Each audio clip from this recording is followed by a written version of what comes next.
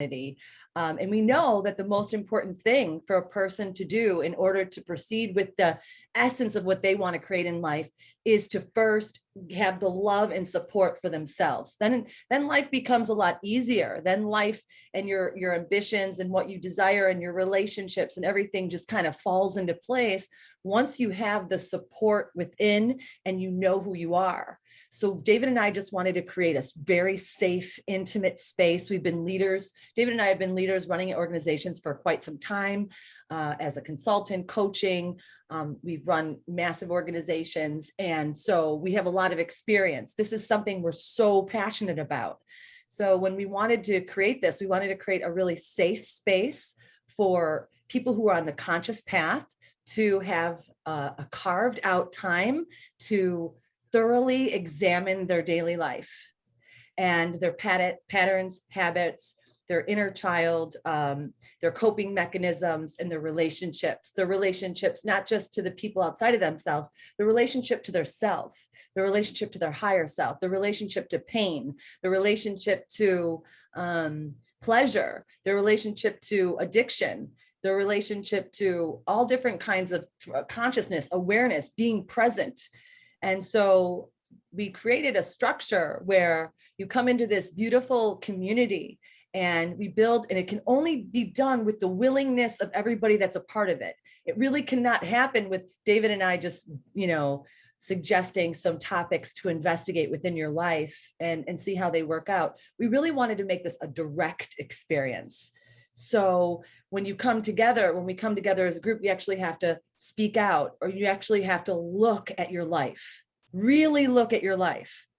And so I know there's a million other courses out there that, they take one topic and they'll drill you and it'll be just like school, just like exactly how you learn in every other class. We wanted to take it to the next level of human consciousness by actually integrating it into our everyday life and seeing the actualness of the concept within in the exact moment of when it's actually taking place. So it's not just like, oh, you have triggers in your life and patterns and habits and addictions. Well, woohoo, the next step of that is that's what they are, not only labeling them or journaling about them, but actually in the now moment when you're about to grab for that addictive thing or that trigger or that pattern or about to rage out, you look at yourself and you notice and you pay attention to your life in that very sacred now moment, and you shine the light of awareness on it. And another thing we do that's different than other groups is we look from the lens of wholeness. We are already whole and complete and abundant. And most other courses and most other things that you go into, it's you're working your way towards the highest self.